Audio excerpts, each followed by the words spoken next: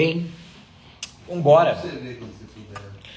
Gente, vamos começar? Ó, nós vamos começar retornando aí as aulas, graças a Deus, né? Espero que tenham aproveitado aí o período de férias, tenham descansado, né?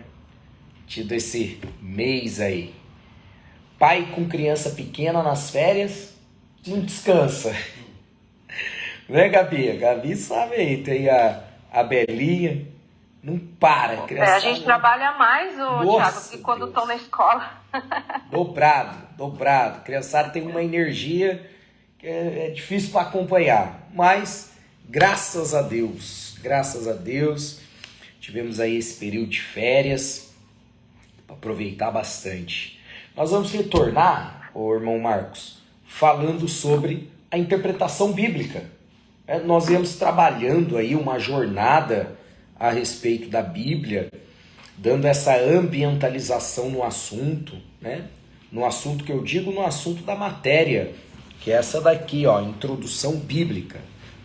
Eu não me lembro agora de cabeça, mas eu ainda estou com esse livro aqui. Portanto, se eu comprei a quantidade certa, tem alguém que precisa retirar, tá bom? Se esse alguém é você, tá aqui ainda. Depois eu confesso que vou passar limpo aí na lista de quem já retirou o livro, mas tem aqui ainda, introdução bíblica. Portanto, nessa matéria...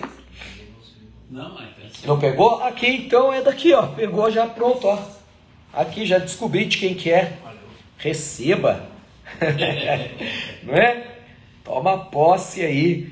Já achamos aqui. Deixa eu só ver como que tá o áudio aqui. Isso. Vou pedir para ficarmos com o áudio fechado. E aí, naturalmente, vocês já sabem, só reforçando aqui, quando for fazer alguma pergunta, participar, alguma contribuição, participação, basta abrir o áudio e participar da aula, tá bom? A gente pede que o áudio fique fechado para não dar microfonia, interferência. Dito isso, vamos lá. Como eu estava dizendo, após essa ambientalização, nós vamos começar a falar sobre a interpretação bíblica, tá? Que é algo também muito importante dentro do estudo da palavra de Deus.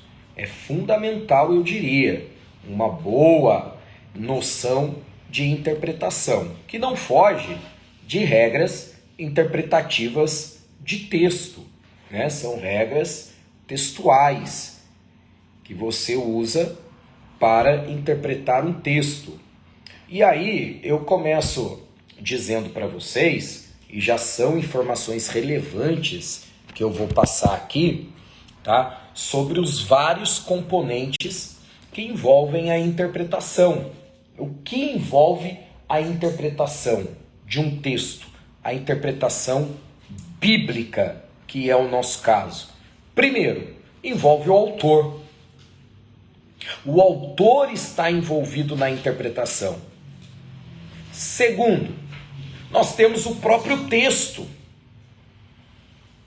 que está diante de nós.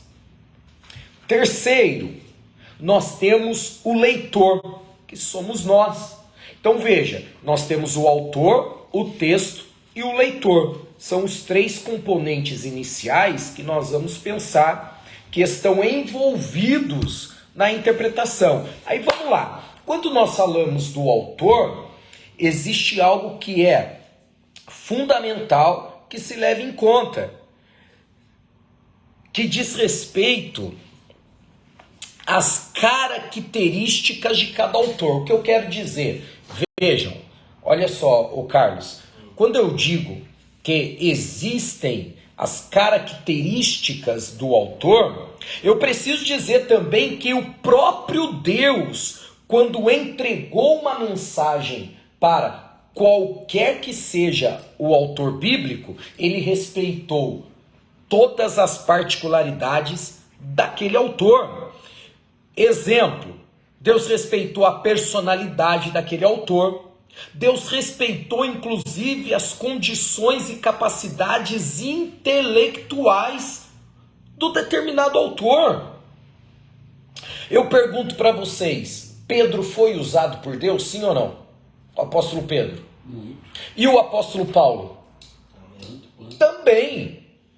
Ambos foram usados tremendamente por Deus. Porém, quando você analisa os textos paulinos, há uma clara diferença, gramaticalmente falando, culturalmente falando. Poxa, Paulo conhecia e conhecia muito as línguas originais. Não apenas isso, mas também ele conhecia muito de filosofia. Você vai ver, inclusive, Paulo citando filósofos da sua época. Tá? Vejam, vamos lembrar de um texto. Todas as coisas me é lícita, mas nem todas as coisas me convêm. O que é isso? Filosofia da época de Paulo. Paulo está citando diretamente um filósofo de sua época.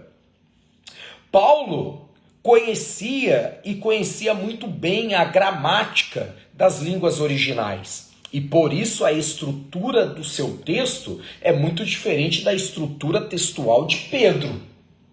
Porém, ambos foram usados por Deus. Vamos agora para uma ideia profética. Quando Deus usou Isaías, Deus respeitou quem Isaías era, o conhecimento que Isaías tinha. A mensagem divina foi entregue para o profeta Isaías, e essa mensagem, para ser entregue, irmão Marcos, passou por toda a capacidade do profeta Isaías de transmiti-la. Jeremias, a mesma coisa. A mensagem divina passou por toda a experiência que Jeremias carregava consigo, com toda a bagagem de Jeremias. Tá? Para ser entregue, para ser anunciada. Então vejam que a figura do autor é muito importante, porque entendendo quem foi o autor, nós vamos entender muito do porquê de muita coisa que ele escreveu, do porquê que ele escreveu. Então, a primeira figura aqui que deve ser levado em conta é o autor do texto. Tá? E aí, quando nós abordamos a figura do autor, nós temos que entender que no processo de inspiração da mensagem divina, Deus respeitou cada um das dezenas de autores bíblicos. Isso é fundamental. Tá?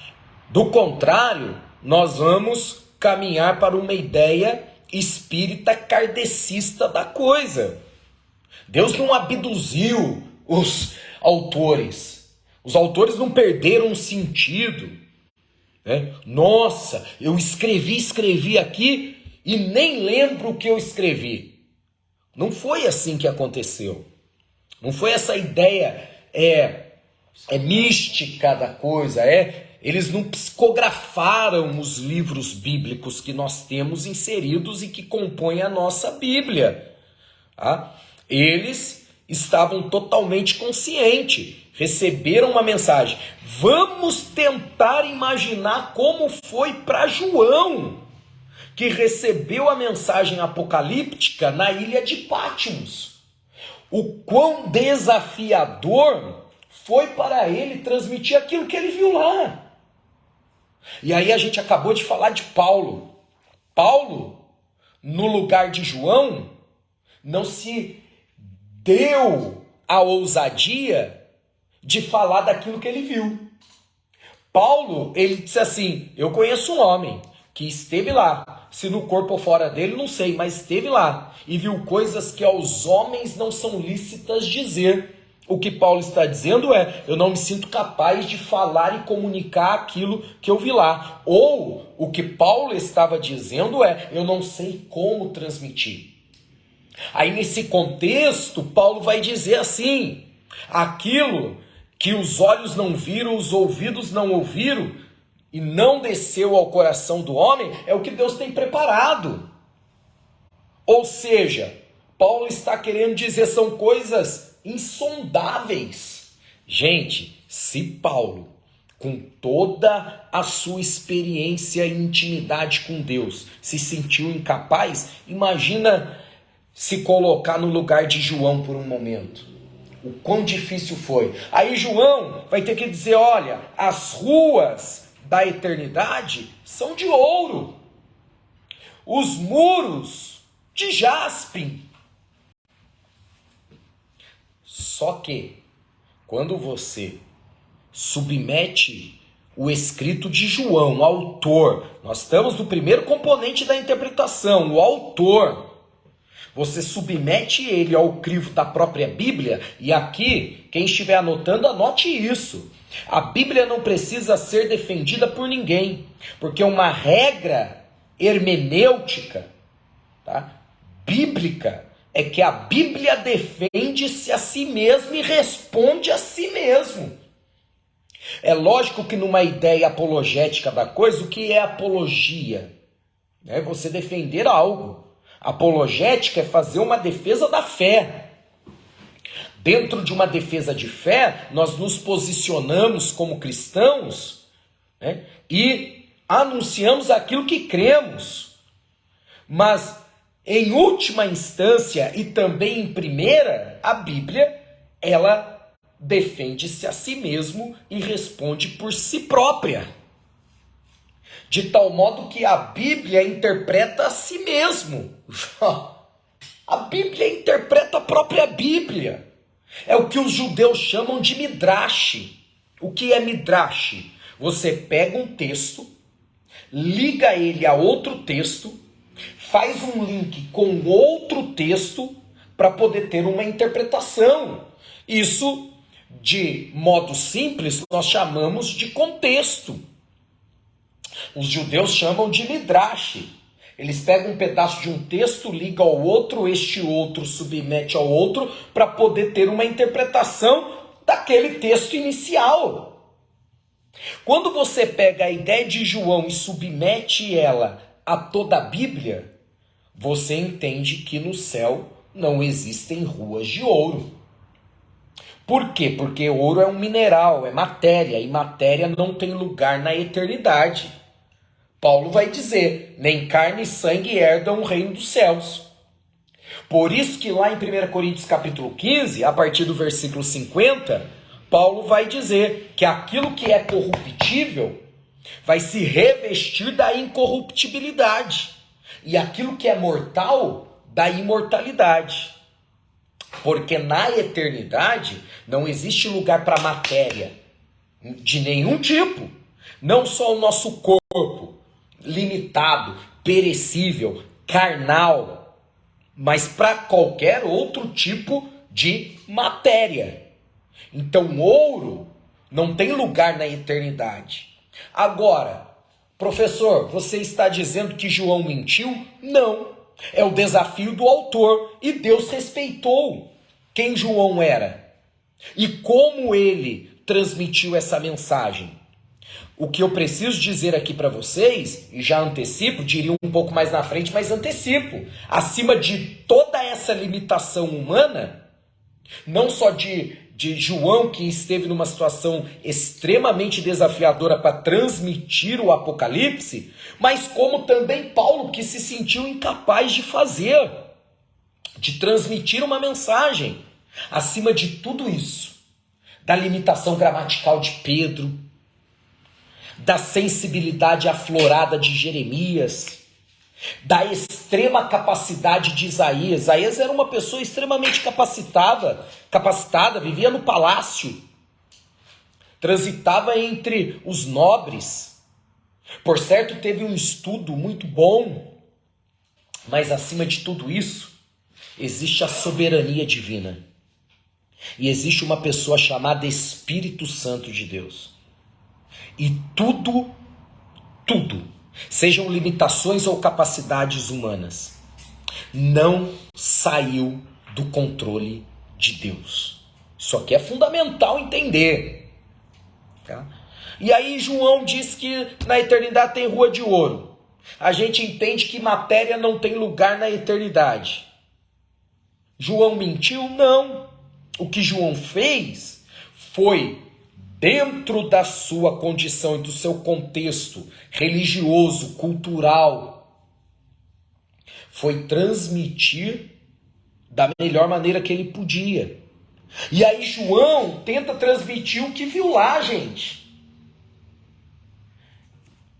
Para ele dizer como é o asfalto, a pavimentação na eternidade, ele busca num ambiente terreno o que existe de precioso na terra. Ouro, sim ou não? Aí ele diz, uma das coisas mais preciosas para vocês na terra é o asfalto na eternidade. Então, na verdade, as ruas de ouro que João se refere é muito mais glorioso do que isso. É que faltou palavras para João conseguir explicar, ou capacidade de explicar. E aí eu repito, mesmo assim Deus esteve no controle. Deus não perdeu o controle em momento algum, mas respeitou quem cada autor era. A maneira como cada autor transmitiu a mensagem divina. Ok? Então, a gente precisa entender que no final das contas é muito mais glorioso do que isso. Eu me lembro que em sala de aula, muito comum acontecer isso, quando nós ensinamos algo dessa natureza, você vê nitidamente no rosto de algumas pessoas a tristeza. A tristeza de, poxa, a vida toda eu acreditei que as ruas são de ouro. Quando na verdade o que nós estamos querendo dizer e transmitir é que é muito melhor do que isso. É muito maior do que isso. É muito mais glorioso do que isso. Eu não tenho dúvidas de que é muito mais glorioso do que nós podemos imaginar. Tá? Então vamos lá, ó. Essa é a figura do autor. Está envolvido diretamente na interpretação. Tá? Depois, nós temos o próprio texto. E por fim, o leitor. Tá? Dentro da ideia textual, você precisa primeiro ler o texto antes de tentar interpretá-lo. Boa noite, irmão Rodolfo, Deus abençoe, bem-vindo aí à aula. Nós precisamos ler o texto. Uma leitura inicial do texto. Isso, voltou.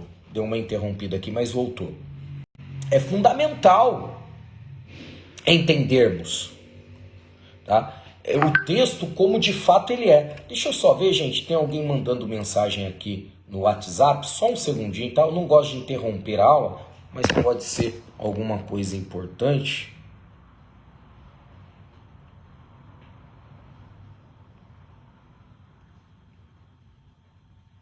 Só um minutinho.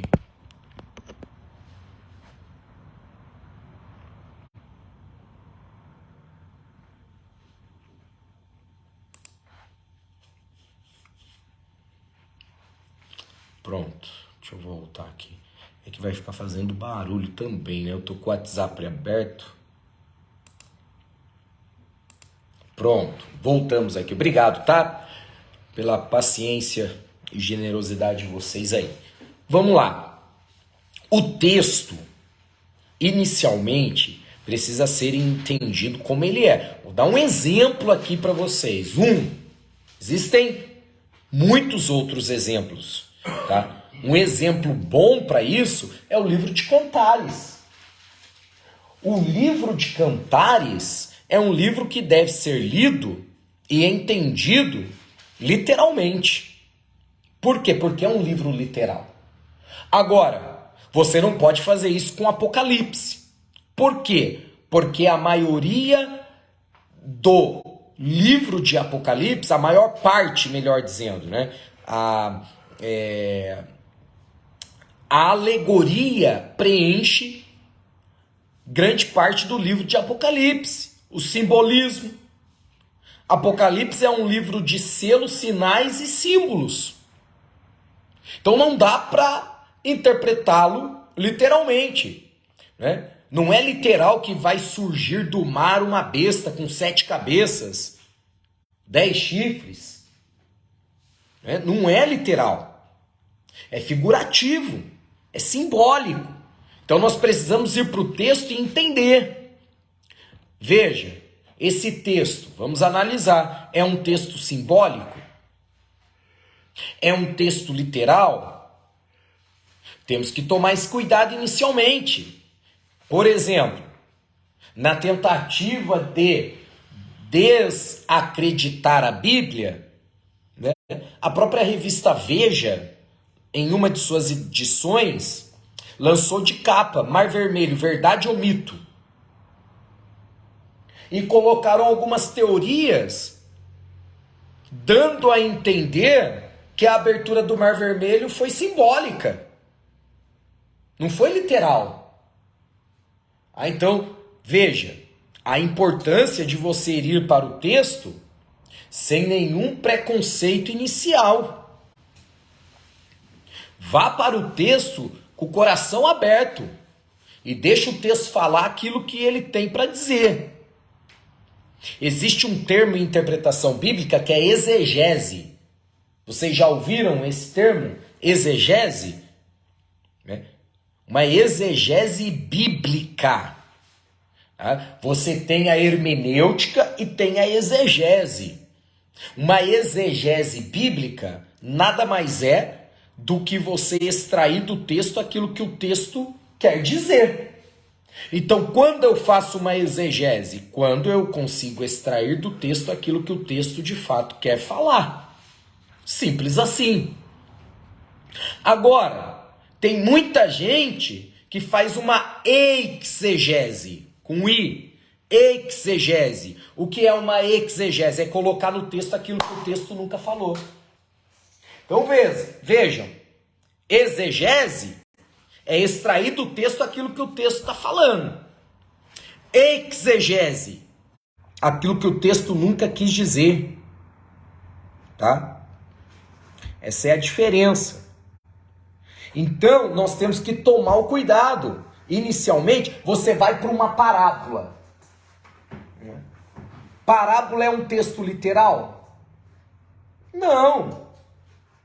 É um exemplo que foi dado para transmitir uma ideia, um ensinamento. Animado. O pessoal está animado.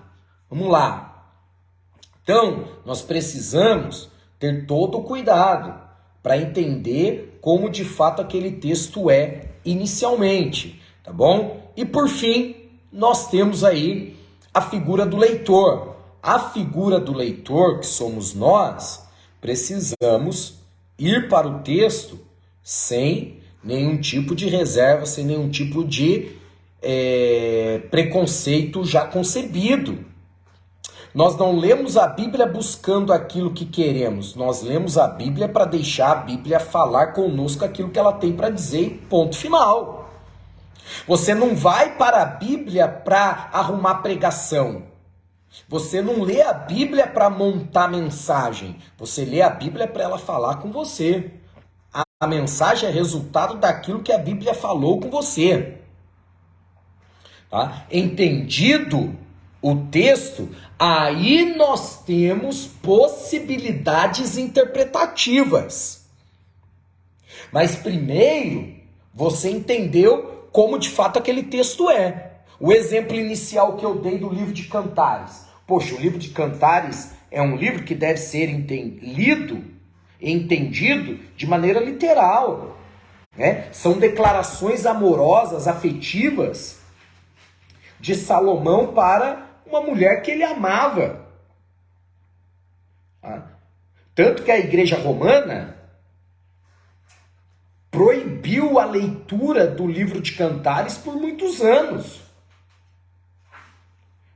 Aí já levaram para um extremo. Categorizaram o livro de Cantares como pornográfico. A Igreja Apostólica Romana. Tá? Agora, dentro das possibilidades interpretativas, nós podemos pegar o livro de Cantares, que fala de declarações do relacionamento, né, de duas pessoas que se amam, usar regras interpretativas para, por exemplo, pegar textos e alegorizar esse texto. Na hora de transmitir a mensagem, Eu posso primeiro explicar do que se trata aquele texto, em um segundo momento aplicá-lo usando essas regras interpretativas.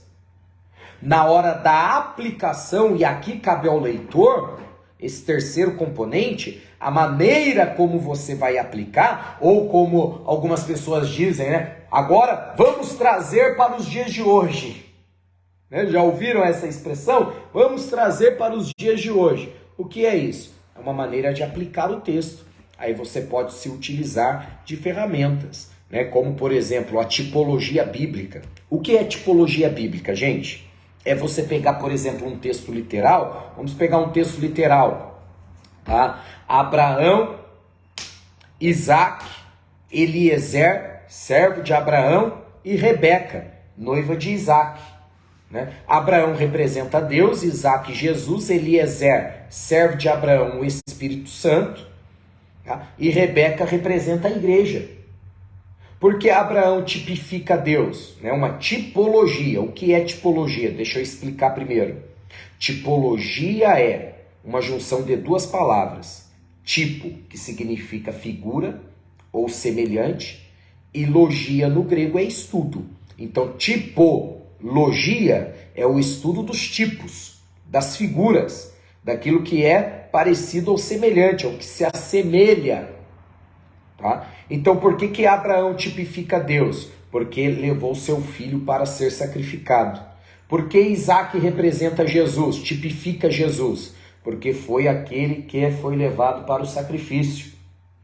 Eliezer, servo de Abraão, por que tipifica o Espírito Santo? Porque foi ele quem teve a missão de ir buscar e adornar a noiva. E Rebeca, por que tipifica a igreja? Porque foi a noiva encontrada para Isaac, que tipifica Jesus. Então isso é tipologia bíblica. Tá? Nós podemos fazer isso. Tem um texto em Cantares. Quem consegue abrir a Bíblia aí? Trouxe a Bíblia? Cantares capítulo 5. Quem consegue abrir para a gente, por favor? Cantares capítulo 5.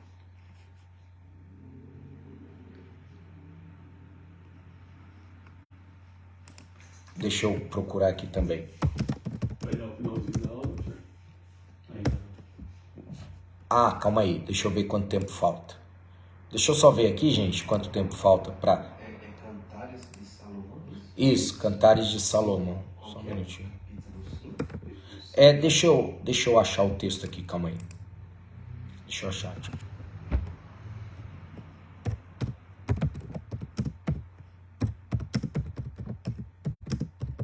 Deixa eu achar o texto aqui e passar para vocês. Vamos ler. Na minha Bíblia está anotado, eu acho melhor. Eu acho com mais facilidade, mas vamos ver aqui.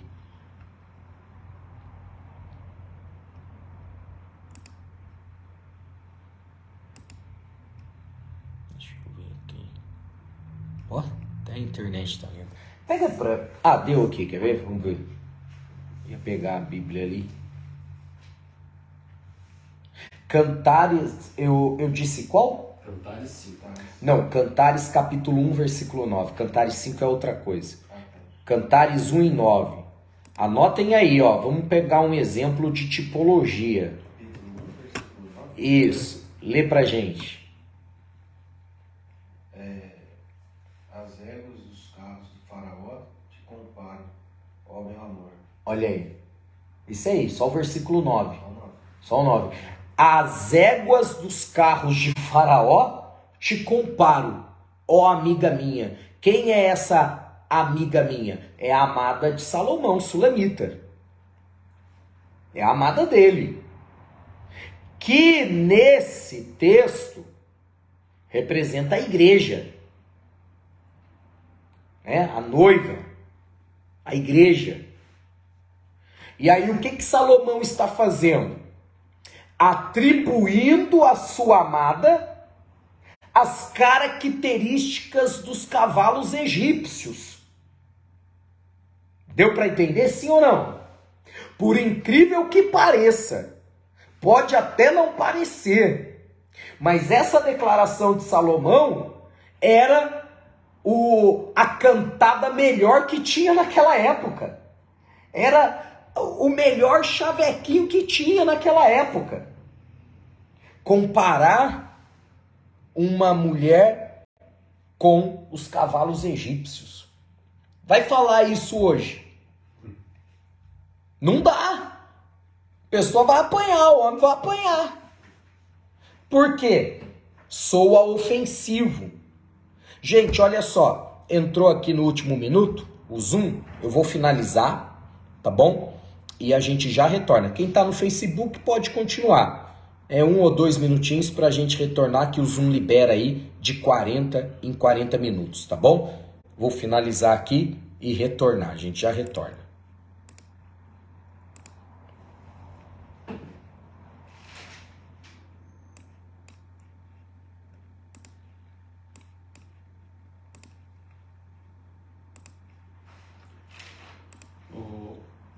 Pastor Tiago, só para completar a frase aqui, que se disse que a Bíblia ela não precisa ser defendida por ninguém. Ela própria se defende, responde por si própria, que é mais pronto. Fala de novo, só para ver se eu lembro. A Bíblia ela não precisa ser defendida por ninguém. Ela própria se defende e responde por si própria. E teve mais alguma? Ela interpreta a si mesma. Será que é isso? Isso, foi isso que você falou. Né? Ela interpreta a si mesma. Porque nenhum texto bíblico ele deve ser interpretado isoladamente. Há toda essa conexão. É o exemplo do que os judeus fazem, a Midrash. O judeu nunca pega um texto e entende ele isoladamente, unicamente. Ele sempre vai submetê-lo a um contexto maior. Aí você tem um contexto mais imediato, né, que são os versículos anteriores e posteriores, e você tem o contexto mais macro, mais amplo da coisa, que aí você pega referência em outros livros, vai para outras passagens bíblicas, para entender e firmar aquela ideia. Por isso que ela defende-se a si própria. Legal, né? Eu até lembrei da questão de sabedoria. Sabedoria. Porque, bom, pelo que você me explicou, por exemplo, Tiago 5, 1 e 8 fala que a gente deve pedir sabedoria. Sim. Deus que nos dá, né? Uhum. E em Provérbios também diz isso. Só não lembro da forma qual texto que é.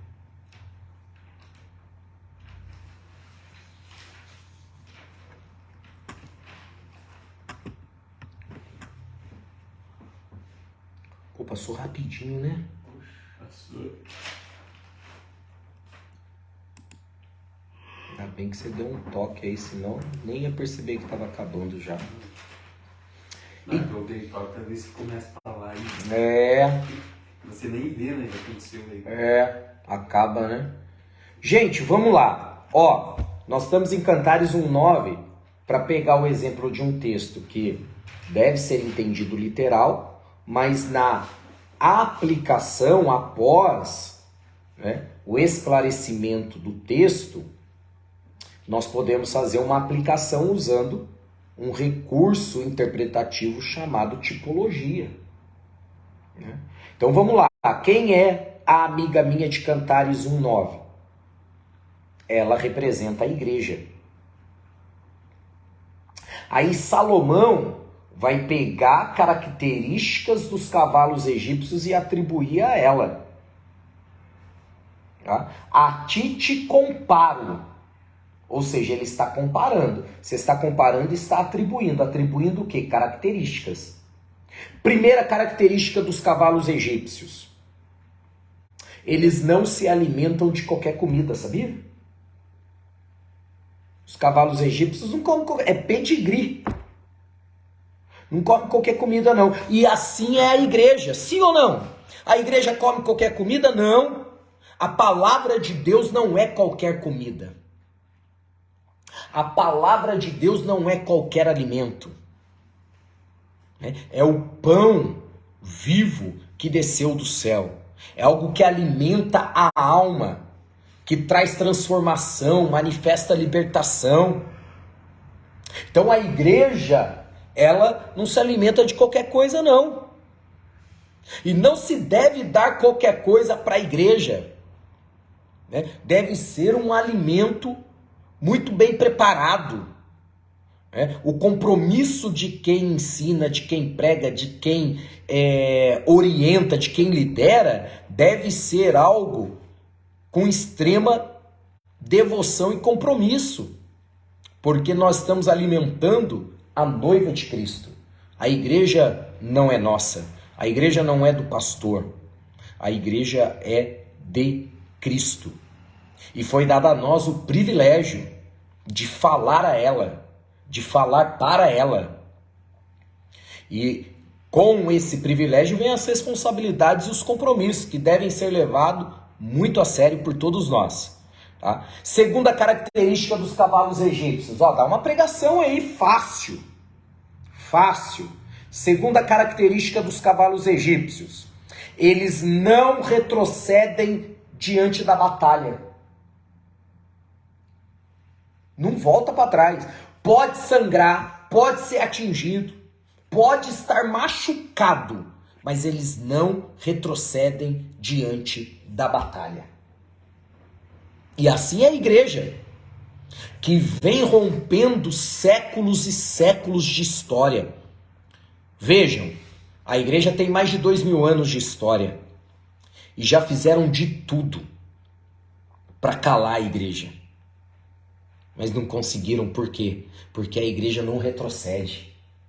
A igreja de Cristo, que foi fundada e instituída por Ele, ela não retrocede diante da batalha. Ela pode ser ferida, ela pode ser machucada, mas retroceder não. Como diz aquele louvor, muito conhecido, pode ficarem tranquilo que eu não vou cantar não, pode ficarem em paz aí, não precisa sair da aula, continue aí, não vou cantar não. Tá? A aula vai continuar.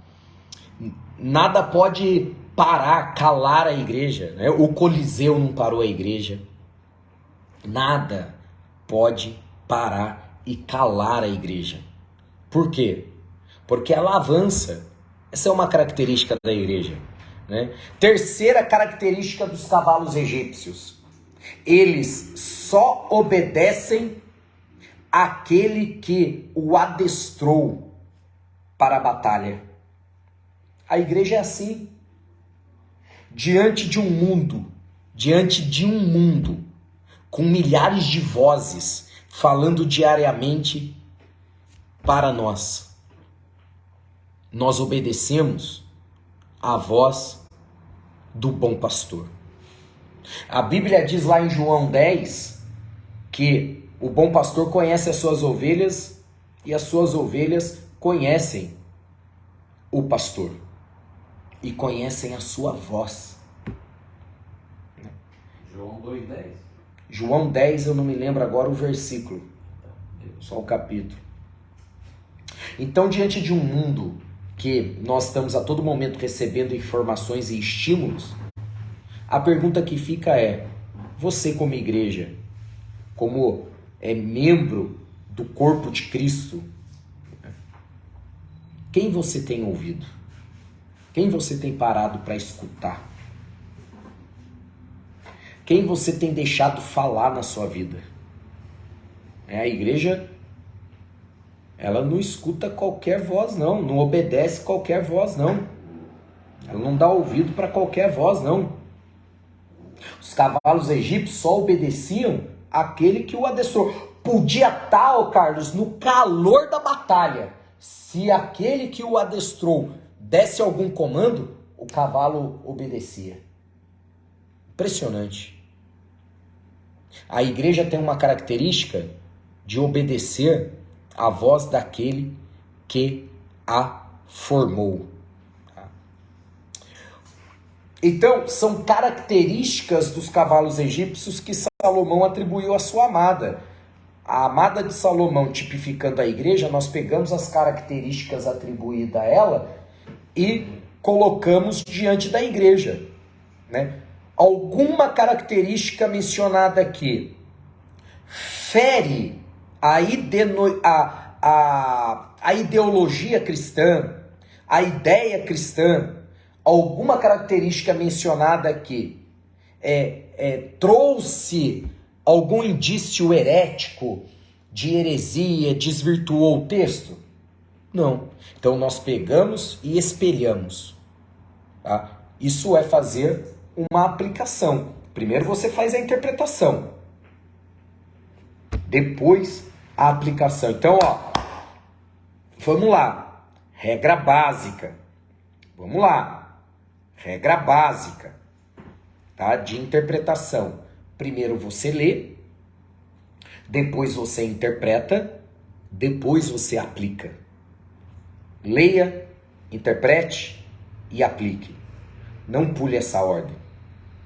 Não inverta essa ordem. Leia, interprete e aplique. Eu vejo que, infelizmente, algumas pessoas já pulam para a aplicação, esquecem de interpretar o texto. Esquecem de explicar o texto.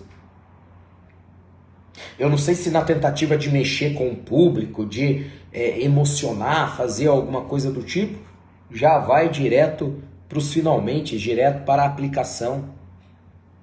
É um equívoco. É ser leviano, irresponsável com o próprio texto. Tá? Deu para entender? Deu para entender? Legal? Então vamos para a ideia de interpretação bíblica. Tá? Vamos avançando aí. Nós temos que tomar esse cuidado, tá bom, gente? Então, a necessidade da interpretação, nós temos que levar em conta também 3 fatores. Tá? 3 fatores. A distância cronológica, geográfica e cultural. Os textos bíblicos foram escritos em línguas desconhecidas por nós. Né? Idiomas que, por exemplo, porções do Antigo Testamento que foram escritos em aramaico. O aramaico é uma língua extinta. Uma língua chamada de morta. Tá? O hebraico é um idioma distante do nosso, da nossa realidade. O grego também. Então, você tem a distância cronológica de tempo, né? Poxa, retrocede ao Gênesis, 3.000, 4.000 anos. Retrocede ao Novo Testamento, nos Evangelhos, pelo menos 2.000 anos. A distância cronológica. Geográfica, poxa, Palestina, Israel, onde está? Distante de nós. E a questão cultural? Meu Deus, nem se fala. Por isso, quando você vai para o texto, você tem que ver ali tudo que está envolvendo o texto, inclusive as questões culturais. Porque muita coisa foi escrita para aquele momento. Por bondade e misericórdia de Deus, Deus preservou os escritos sagrados e eles chegaram até nós. Mas muita coisa foi direcionada para aquele povo. Por exemplo, você vai lá para o Deuteronômio, a ordem que Deus deu a Moisés, para Moisés ordenar ao povo que os homens levassem consigo o tempo todo uma pazinha de mão, para que quando precisassem fazer as suas necessidades fisiológicas, fizessem fora do arraial, para não contaminar a terra de onde eles moravam, e também ter condições de, após fazer um buraco ali com a pazinha e esconder, né? Agora eu vou pegar isso e vou dizer, não, tá escrito na Bíblia, ó, a amarada aí, coloca na mochila uma pazinha. Tem essa necessidade? Pô, hoje, graças a Deus, nós estamos, pelo menos aqui, né, entre nós, todos em condições de saneamento básico. Boa parte do Brasil ainda não tem, infelizmente. Nós tivemos aí o início da aprovação do marco regulatório do saneamento básico, mas muitos lugares não tem, não é o nosso caso. Então não precisa. Como que eu vou pegar um texto desse que está inserido dentro de uma questão cultural da época para o momento e fazer dele uma regra? Quer outro exemplo? quando Paulo diz que as mulheres não deveriam cortar o cabelo. O véu, lembrado aqui, muito bem lembrado, a questão do véu. Não tem como. A questão do sábado. Não tem como. Uma questão cultural. Quer guardar o sábado? Ok, pode guardar. É pecado guardar o sábado? Não. Pecado é fazer da guarda do sábado uma prerrogativa fundamental para a salvação. Aí é pecado. Porque eu estou tirando a primazia do Cristo Salvador. Daquele que se entregou. Quem é maior, o homem ou o sábado? O homem não foi feito para o sábado foi feito para o homem. Então não tem como eu usar isso como regra para salvação. Agora, quer guardar? Pode guardar o sábado. Só que daí se for guardar, guarda direitinho, não é só deixar de trabalhar não. Como a maioria das pessoas que o fazem, né, querem instituir. Por exemplo, em Jerusalém, no sábado, os elevadores param em todos os andares. Quem mora em prédio, entrou no elevador, sequer aperta o botão. O elevador vai parando em todos os andares. Eles não misturam carne com queijo. O McDonald's em Jerusalém não tem queijo. E não mistura leite também. Bem lembrado, carne e leite. Agora, eles guardavam o sábado, tinham quantidades de passos que eles podiam dar. E não podia exceder aquela quantidade. Tinha limite, inclusive, de força que a pessoa podia fazer. Quer guardar? Aí tem que guardar direito. Mas não fazem. Aí começam a criar uma série de regras. Os fariseus, já disse isso aqui para vocês. Os fariseus não comiam ovo. Por que os fariseus não comiam ovo?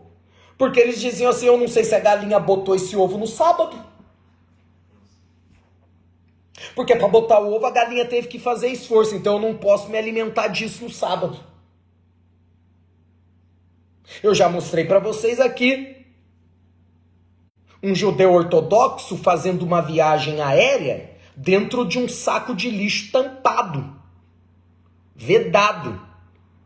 E aí foram perguntar para ele, meu senhor, mas por que o senhor vai fazer isso? Não pode, como que o senhor vai viajar? A viagem toda dentro de um saco plástico, coberto pelo saco plástico. Aí disse assim, vocês têm como me garantir que esse avião, ele não vai passar por cima de algum cemitério? Aí disseram, não, meu senhor, a gente não tem como garantir isso. Então eu preciso viajar dentro desse saco plástico. Né? Criaram uma série de regras. Não ter contato com mortos, cadáver. Porque ele se tornaria impuro. O judeu não chega nem perto, os ortodoxos, do cemitério no dia de sábado. E por aí vai. Então, gente, há uma necessidade de entender também a cultura. Por exemplo, Lucas capítulo 15, a parábola da dracma perdida, lá dos versículos 8 em diante, versículos 8, 9, 10, né? A parábola da dracma perdida, ela está inserida totalmente dentro da cultura judaica. E ali é a cultura do casamento judaico. Como que acontece o casamento judaico? O homem vai à casa dos pais da noiva, pede a mão dela em casamento, os pais autorizando, né? Ele recebe a noiva e a partir daquele momento eles estão oficialmente casados. Para nós, na nossa cultura ocidental, é o noivado. No entanto, o noivado na cultura judaica já é o casamento. Porém, olha só, a noiva recebe 10 moedas, que são chamadas de dracmas. As 10 dracmas. Ela faz de duas uma com aquelas moedas. Ou faz uma tiara, ou faz um colar. A forma mais comum de se usar as dracmas era no formato de colar. E ela tem que usar aquele colar ou tiara, né? Tiara é algo que de colocar na cabeça, né? Tipo um arco para prender o cabelo da mulher. Por 1 ano. Nesse período de 1 ano, irmão Marcos, o homem volta para a casa de seus pais. A mulher continua na casa de seus pais. E nesse período de 1 ano ela tem que cuidar daquelas dracmas. Ela tem que zelar pelas dracmas. Por isso agora você entende o desespero daquela mulher da parábola da dracma perdida, que perdeu uma moeda. E perdeu dentro de casa. Por que o desespero? Vamos entender. Cultura judaica. Porque se completado 1 ano, os 12 meses, o noivo, ao voltar para buscar a sua noiva, e ao voltar para buscar, quando completasse 1 ano, eles celebrariam as chamadas bodas. O que são as bodas? É a festa da consumação do casamento. É quando completa 1 ano. Porém, se o noivo volta para buscar a sua noiva e ela não tem as 10 dracmas, tem apenas 9, 8, 7, quantas for, que não sejam as 10, muito bem cuidada, acaba o casamento ali mesmo. Ele pode devolver. Não tem mais casamento. Por quê? Devolver o dinheiro também. Por quê? Olha que interessante, por quê? Porque os judeus vão entender que se a mulher ela não foi capaz de cuidar daquelas moedas por 1 ano, ela não está pronta para o casamento. Cultura.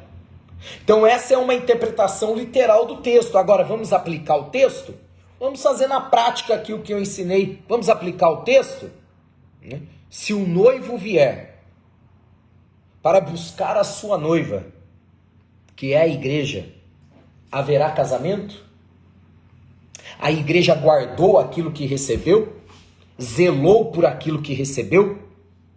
Manteve aquilo que recebeu? Se o noivo vier, haverá casamento? Cultura. Veja, a importância de entender a cultura judaica. Tá? Então, nós temos a necessidade na interpretação da distância cronológica, que é o tempo, da questão geográfica, a distância de onde tudo aconteceu, né? Eu dei o exemplo da Palestina, Jerusalém, mas o evangelho chegou no continente europeu, um pouco mais próximo de nós, tá? Pregado na Europa, mas ainda assim é distante. E a questão cultural aí nem se fala, né? Se a gente entrar em questões relacionadas à figura feminina, enfim, tem toda essa complexidade envolvendo aí. Vamos falar de alguns requisitos básicos da interpretação. Gente, para interpretar o texto, o leitor precisa ser humilde e submisso ao Espírito Santo, crendo que a Bíblia é a palavra de Deus. E aí, isso tudo dentro de princípios básicos de interpretação. Quais são os princípios básicos de interpretação? Vamos lá? Princípios básicos de interpretação. Primeiro, contexto. E aí, nós temos a questão histórica, que é muito importante. A questão gramatical, né? A gramática do texto. Eu não sei se eu já passei para vocês o vídeo da entrevista com um pastor que passou, inclusive, no Fantástico. Entrevistaram um pastor, passou no Fantástico. Né? E aí o repórter perguntando para ele como que tinha acontecido o caso lá, que ficou muito famoso na cidade, né? Que esse pastor disse que teve um sonho, né, para ficar com a mulher de um dos membros da igreja dele. Né?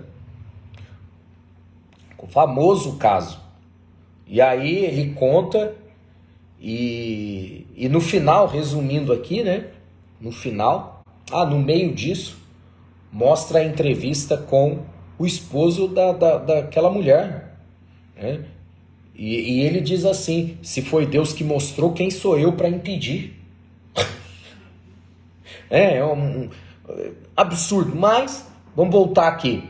No final, ele diz para o repórter assim, e está escrito na Bíblia. O repórter falou: está escrito na Bíblia que você pode pegar a mulher do outro, se relacionar com ela? O pastor disse: está. Ao repórter: o senhor poderia me mostrar onde está escrito? Aí ele pegou o texto lá de Amós, de Oséias, desculpe, de Oséias. Pegou o texto de Oséias, que Deus disse assim: vá, encontre uma mulher adúltera.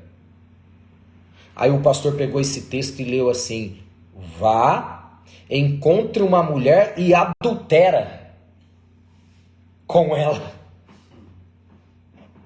Aí o repórter falou assim: o senhor pode deixar eu ver o texto?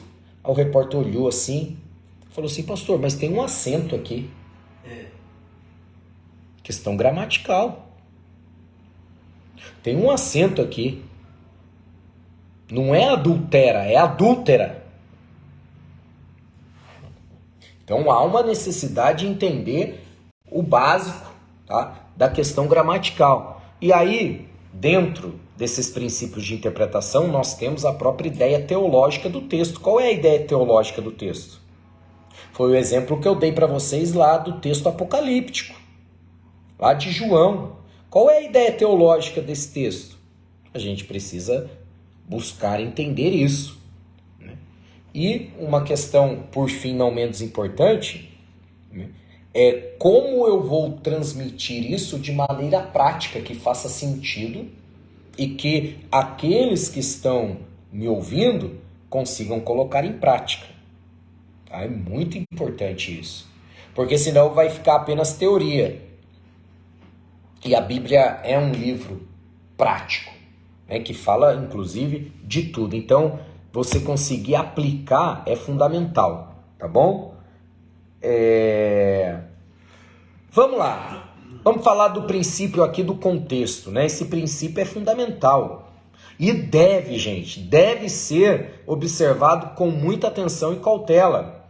Um texto bíblico, né, sem conhecer o contexto, pode ser o contexto imediato, 3 versículos para cima, 3 versículos depois, ou o contexto mais amplo.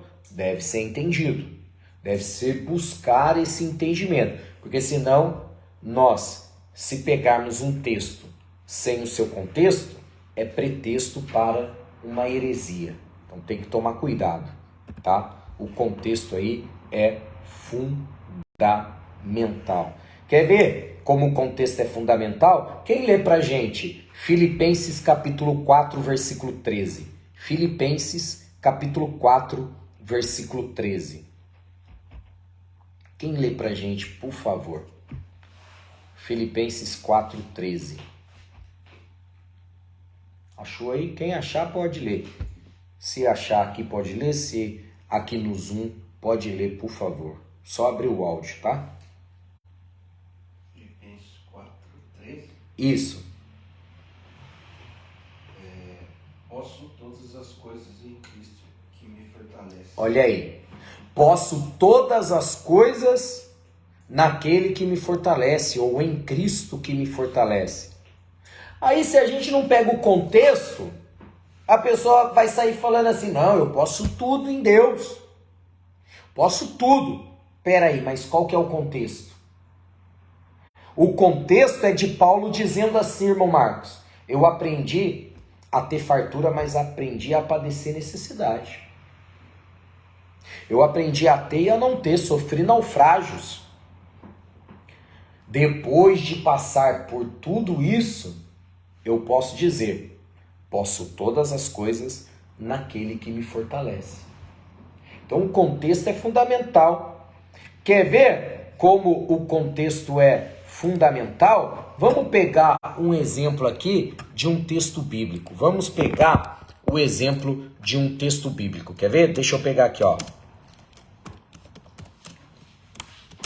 Quando Paulo fala isso daí, tá dentro dos versículos anteriores? Ou... Exatamente. Se você pega o texto ali, os versículos anteriores, Paulo vai estar falando disso. Aprendi a ter e a não ter.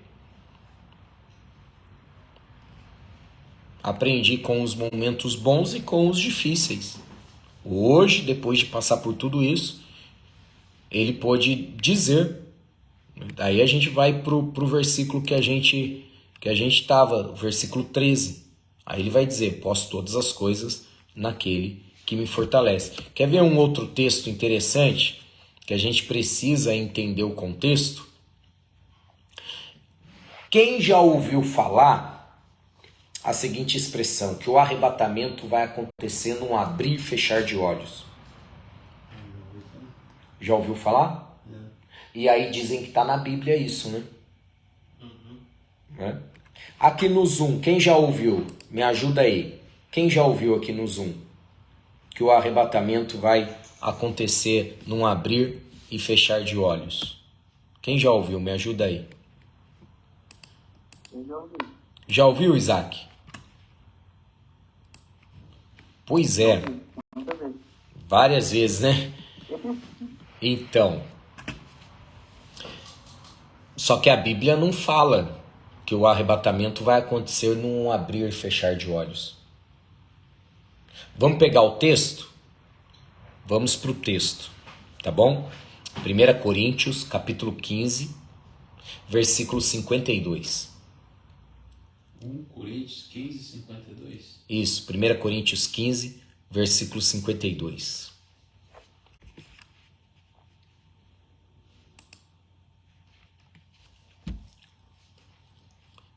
Achou? Se achou, pode ler. No momento do abrir e fechar de olhos ante a última trombeta. Ó, no momento, num abrir e fechar de olhos, quer dizer, piscou, ante a última trombeta. As pessoas pegam esse texto para dizer que o arrebatamento vai acontecer num abrir e fechar de olhos. Só que o texto não fala do momento do arrebatamento. E como eu sei? Só analisar o contexto. Quer ver uma coisa? Lê do versículo 50 em diante.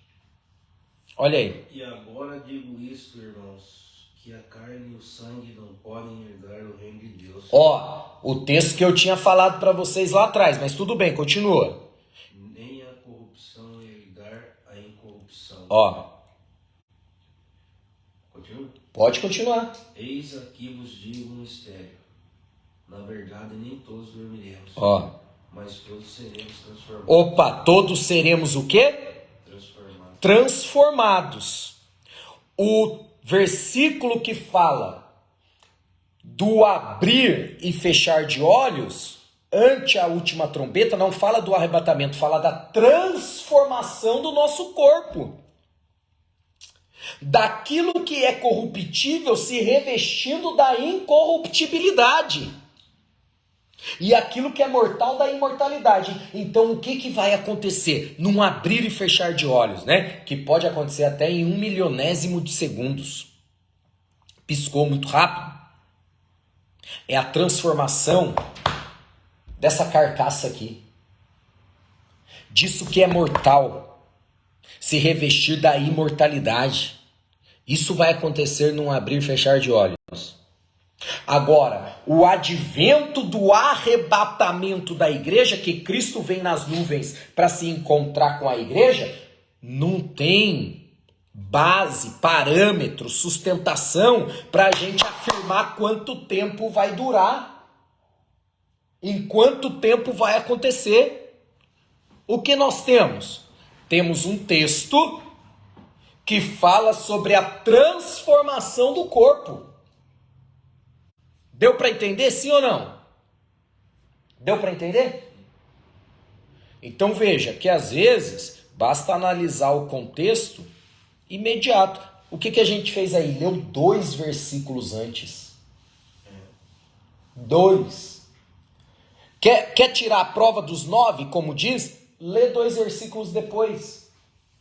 Pode ler. Lê o 53 e o 54. Porque convém que isso que é corruptível Aí. se revista da incorruptibilidade. O que é corruptível aí? O corpo, matéria, carne, sangue. Lembre-se que lá no versículo 50, ele fala exatamente disso. Que esse corpo, matéria, não herda o reino dos céus. Por isso a necessidade da transformação do corpo. Deu para entender? Continua lendo, por favor. E que isso que é mortal se revista da imortalidade. Olha aí.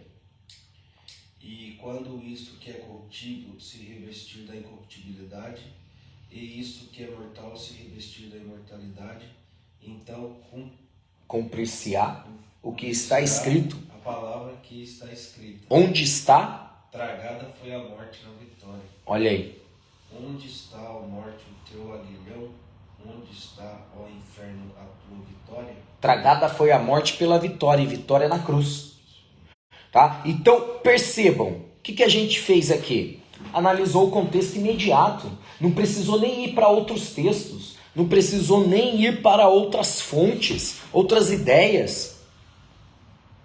Analisou 2 versículos antes e 2 versículos depois. Resolveu.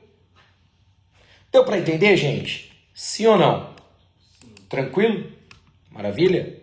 Então vamos lá. Vamos avançando aí. Né? E aí nós temos o princípio histórico. Tá? O princípio histórico. Todo texto precisa ser interpretado, essa interpretação, à luz do seu contexto histórico. Aí há uma amplitude que a gente não pode ser leviano e subtraí-la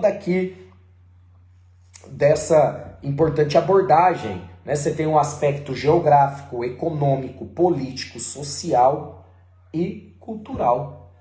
Tudo isso no princípio histórico. Né? Como era a economia da época? Como era o contexto religioso da época, político da época? Nessa época e na parte histórica, eles tinham muita influência grega, né? Sim, muita. Alexandre o Grande tinha dominado o mundo, né? Então, agora vamos para o princípio gramatical, para a gente finalizar aqui. Todo texto precisa ser interpretado a partir da sua língua original. Sua língua original de uso. Tá? Isso é importante.